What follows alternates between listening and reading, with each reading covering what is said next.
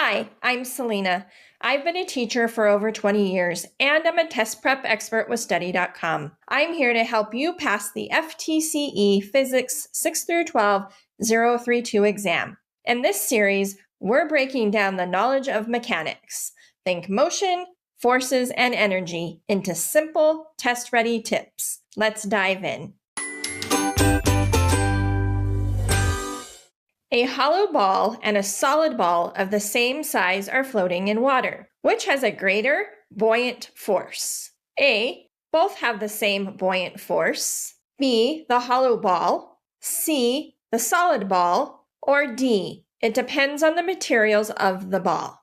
B. A hollow ball may be lighter, but buoyant forces depends on water displaced, not weight. C. The solid ball is heavier, but if both float, they displace the same amount of water. D. Material doesn't matter for buoyant force if both objects are the same size and floating. The correct answer is A. The buoyant force acting on a floating object is equal to the weight of the fluid displaced by the object. Because the hollow ball and the solid ball are of the same size, they displace the same amount of water and thus experience the same buoyant force, regardless of their internal structure or the materials they are made of.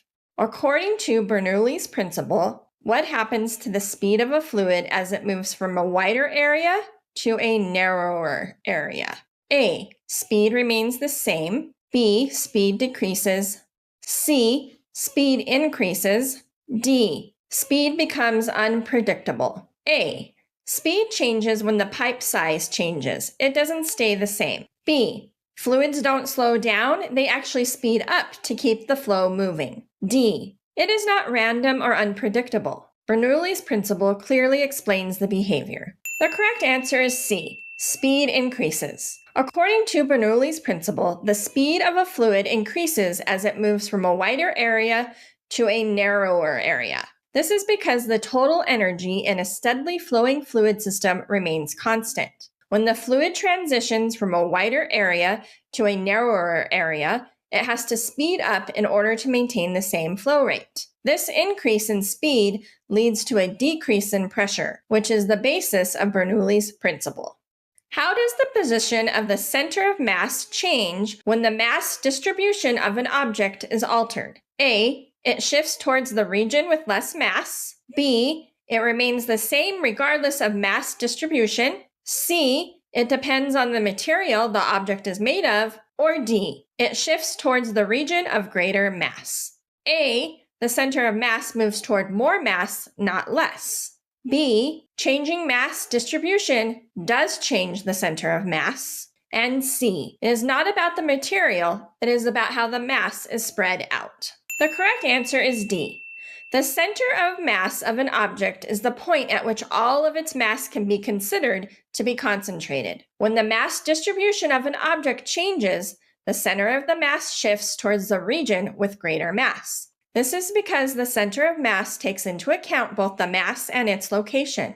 Therefore, a region with a higher mass will have a greater influence on the location of the center of the mass.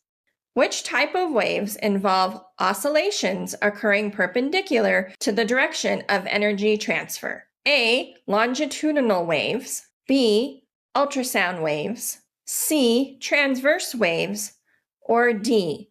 Primary waves. A. These waves move parallel to the energy, not perpendicular. B. Ultrasound waves are a type of longitudinal wave. And D. Primary waves are also longitudinal seismic waves. The correct answer is C. In transverse waves, the oscillations or vibrations are perpendicular to the direction of energy transfer or the direction of the wave. This is the key distinguishing feature of transverse waves. Thank you for joining me on some practice questions on the FTCE Physics 6 through 12 032 exam, focusing on the knowledge of mechanics. For more practice, check out our FTCE Physics 6 through 12 032 playlist. And for even more detailed practice, strategies, and customizable study materials, head over to Study.com and check out our FTCE Physics 6 through 12 test prep course. Those who use study.com boast a 92% pass rate.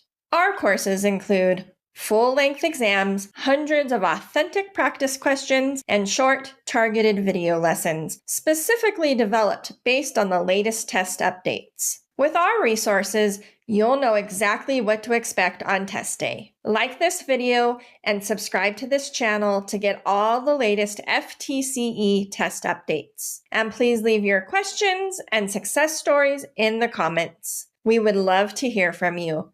Thanks for watching. Happy studying.